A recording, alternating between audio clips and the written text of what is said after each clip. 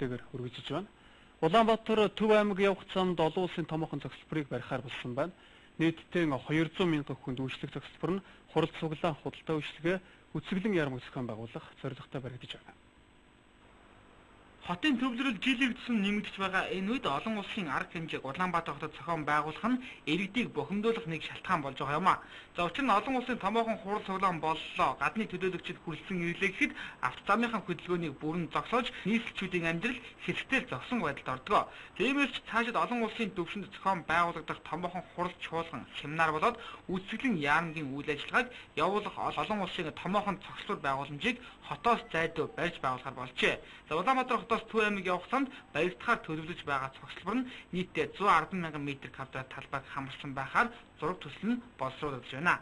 Одоо 2 жилийн дараа Аз Европын дэд хэмжээний уулзалтыг зохион байгуулах асуудыг шийдвэрлэх гэж байна тийм ээ. Тэгээ энэ бол өөрөө бол баг 60 гаруй орны төрийн тэргүүр гэсэн шүү дээ. Анхудаага Монгол улс тийм ээ.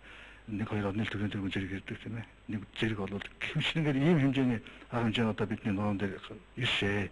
Тэгээ энийгээ давж гаргахаа ер нь тэгээд манай энэ залуучуудын тийм ээ зөвлөж цагт зорилттой болсон өнгөрөх Монгол улсад нь урлаг, спорт бүх чиглэлээр одоо хөгжлийг түргэтгэхэд бол ийм одоо том байгууламж шаардлагатай байгаа.